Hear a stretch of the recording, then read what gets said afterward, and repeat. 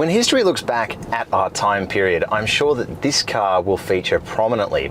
See, the Tesla Model 3 is not the first electric car. It's not even the first mainstream electric car, but it is the most popular electric car in the world during a once-in-a-generation shift towards this technology. It's not just that though. The Tesla Model 3 has made electric cars accessible and cool. It doesn't matter whether you're a family looking for their first electric car or a multi-millionaire rapper, the Tesla Model 3 is sexy and desirable, really the car of the moment, and it's done all of this without being an SUV. But with rivals now bearing down, is the Tesla Model 3's golden age behind it? Bear with us as we find out, but before we do, remember to check out the full written review over at carsguide.com.au, and if you are watching on YouTube, do hit those like, subscribe and bell notification icons. They'll help you keep up to date with all of our latest content. This version of the car is popular because despite its performance and the amount of stuff it comes with, it's still one of the most affordable EVs in Australia, wearing a price tag in the mid $60,000 range. Recently, this base car switched from being called the standard range and is now just called the rear-wheel drive thanks to a larger battery it shares with the Model Y SUV. It has a range of 491 kilometers, that's heaps, and one of the Model 3's key advantages over its rivals, which are ever increasing in number. Its most prime rival in Australia right now is the Polestar 2, which mimics a similar pricing structure to the Model 3 here, although it offers less range and slightly less standard equipment in its equivalent base form. Elsewhere, you'll have to look outside the sedan space and to cars like the Hyundai Kona Electric or Nissan Leaf. At the moment though, none of these rivals seem to be able to compete on the value front. Standard gear on the Model 3 reach beyond what we would normally consider for a car in this class. Yes, there are things like LED headlights, vegan leather interior trims, a panoramic sunroof, and that massive 15-inch center screen, but it's the connectivity via the app which makes a world of difference for this car. The app is as slick as the Tesla's nearly unrivaled software suite and allows you deep control over the car's functions. The main drawback of this is you'll be stuck with the lack of Apple CarPlay and Android Auto, with Tesla betting you'll use built-in versions of your favorite apps. Tough luck if your favorite native app is not available. Even in the way this car's safety suite and built-in nav so seamlessly blends together shows how Tesla is almost more a master of software development than it is a car manufacturer. And therein lies a bit of a catch and a source of controversy for Tesla. You see, these cars are bought and sold like tech products, complete with over-the-air updates. And while these are mostly good, bringing improvements and new features to the car, they can also just remove things or fundamentally change the car on a whim. It's something we'll be keeping a close eye on because Tesla won't be the only brand to do this in the future. Despite years of rolling updates, the Tesla Model 3 hasn't really been facelifted. It maintains the same almost anonymous visage it started with. To me though, it looks a bit like a wireless mouse. There's clearly a bit of Porsche influence in its face here, but I suppose the anonymous overall visage of this car is what keeps it universally appealing despite not being an SUV. One thing I do know is that these wheels, specific to the base model rear drive, are seen as so stupidly cool that people are stealing them to put on other makes and models. Which is weird because they're just hubcaps over the top of regular old alloys. I think this is hardly a design which will cause an overflow of emotion either for or against it, which I suppose speaks a little to this car's popularity despite not being an SUV. Inside is where the Model 3 remains one of the most unique offerings on the market. Now, as soon as you sit in the Model 3, it's clear that this is a car that's meant to be from the future. As you look around this cabin, it's so clean and pared back. There's a really appealing minimalism to it. There's no buttons or toggles or anything sticking out at you. It's just a clean slate design. It feels spacious as a result, and the materials are even pretty high quality, which is good because you are paying an almost semi-premium price for what would normally be a small sedan. This nice clean console works its way down here with an appealing mix of kind of matte and vegan leather finishes, as Tesla calls them, and this open pore wood finish across the dash is actually quite nice. Ramming home the fact that this car is a tech product first and perhaps a car second is the fact that there's this huge screen here. And it's part of what makes this car so impressive because the software is so fast. There's not even a moment of lag on any of its screens, and it is quite easy to navigate, at least when you're standing still. But we'll look at that more in the driving section of this review. Let's take a look at practicality. Now, as I said, in terms of practicality, for an adult in the front seat, this minimalism goes a long way to making you feel like you have heaps of room in this car. My headroom is plentiful, knee room is plentiful, there's soft finishes even to rest my legs on and my arms on, so there's no question that the cabin does feel as semi-premium as the price point suggests. Now, in terms of storage, you have one large bottle holder in the door and two more in this center console here. There's a slide open tray here, which is actually really deep. It sort of reaches all the way under where a transmission would normally be in a regular car. And it also has like a nice kind of soft close finish to it, which I like.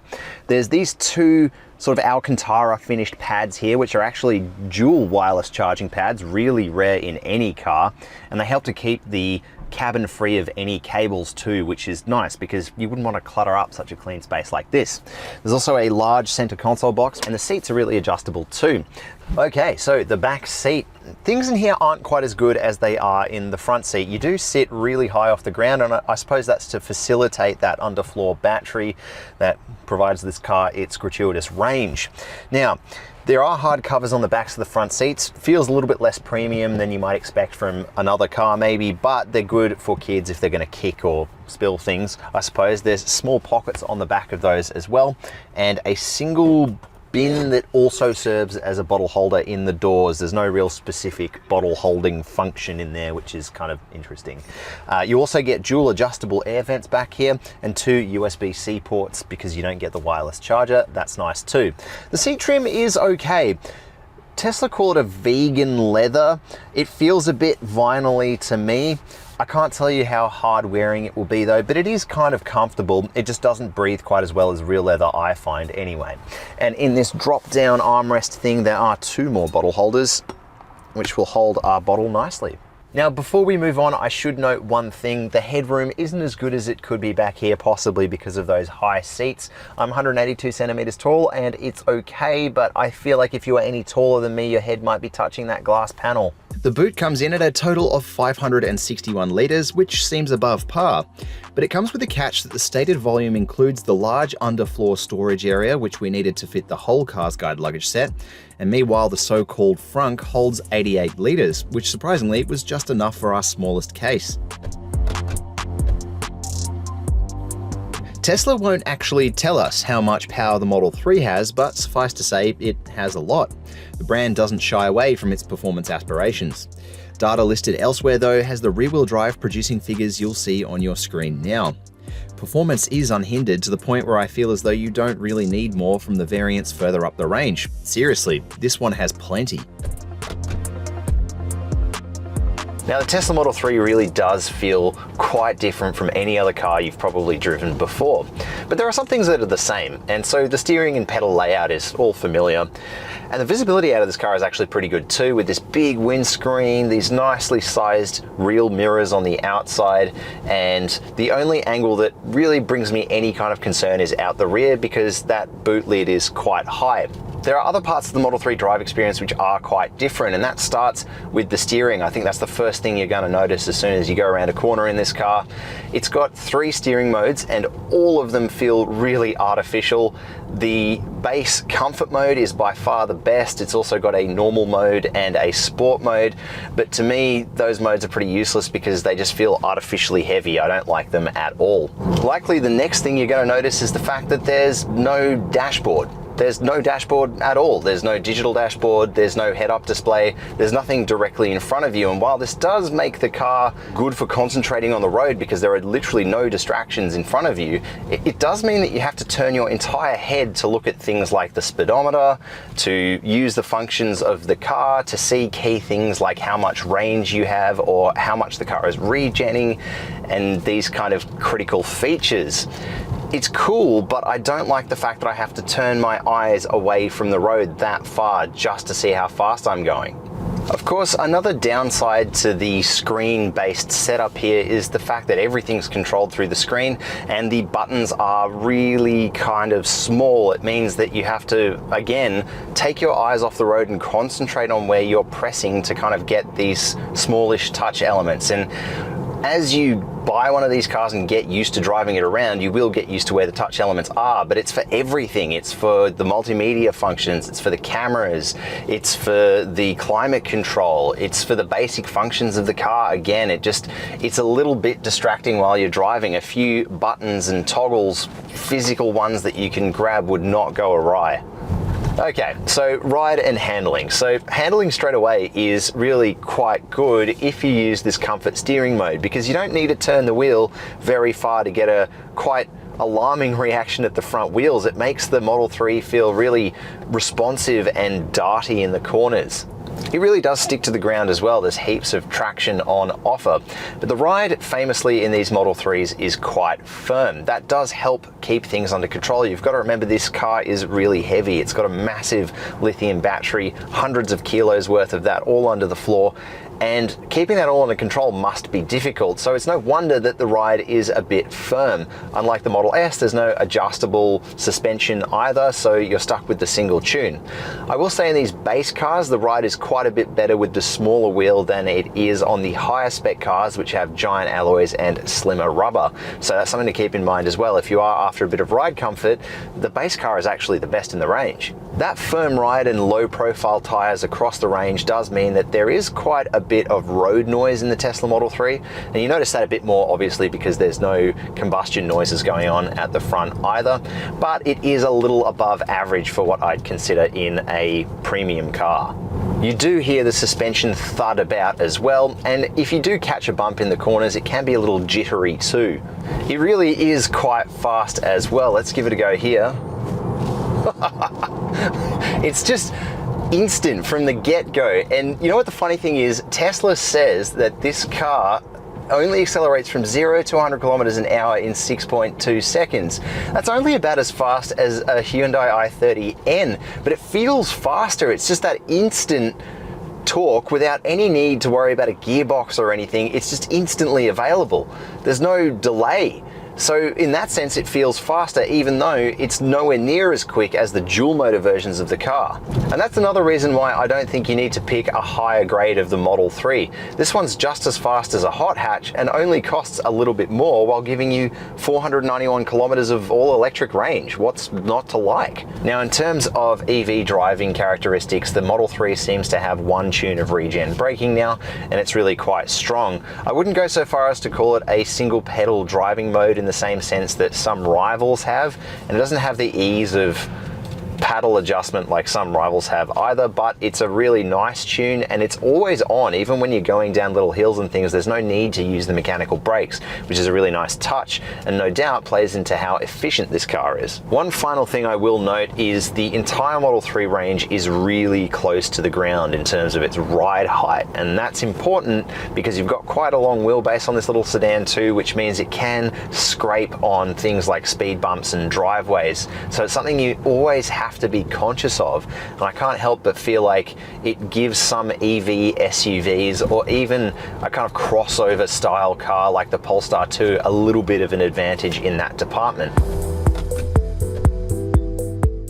Now, when it comes to charging, Teslas have a bit of an advantage because they can make use of the Tesla charging network as well as the rest of the public charging network, like this Jolt charger here. And that gives them the most comprehensive amount of places that you can charge up across Australia. On the slower AC standard, the Model 3 will charge up at a decent 11 kilowatts, while on DC it's said to go up to 250 kilowatts on compatible Tesla stations, which is very quick. Tesla says using one of these, you can expect around 300 kilometers to be added in around 15 minutes. On a much more common 50 kilowatt DC charger though, you can expect it to charge from 10 to 80% in just over an hour. When it comes to efficiency, on my week of testing, the car returned a consumption number of 13.4 kilowatt hours to 100 kilometers against a claim of 13.1. While that is above the official number, it's one of the best numbers I've seen in any EV so far, so color me impressed.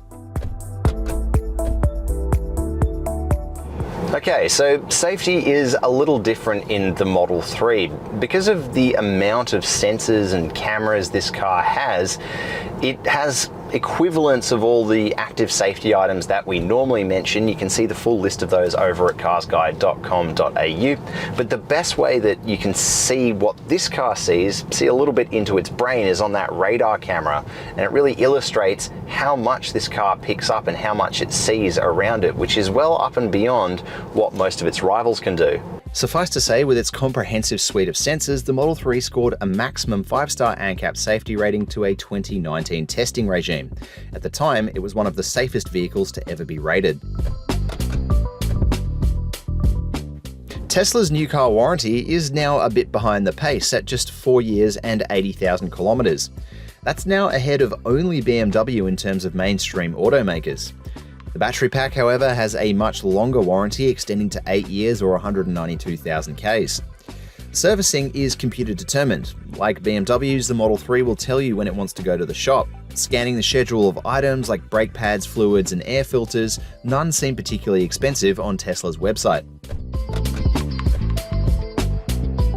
The Tesla Model 3 isn't just a good electric car, it's a good car full stop. It's fast, it's futuristic, it offers an unprecedented level of connectivity, but it is important to remember that it's not perfect. It has its own share of frustrations, which annoyingly could all easily be fixed. Still though, it has a well-deserved place at the top of the EV market, and it looks like it's set to stay there for some time because this rear drive variant, to me, is the best value EV money can buy at the moment. The question is, with more rivals than ever launching in the next year, how long will Tesla be able to hold that crown?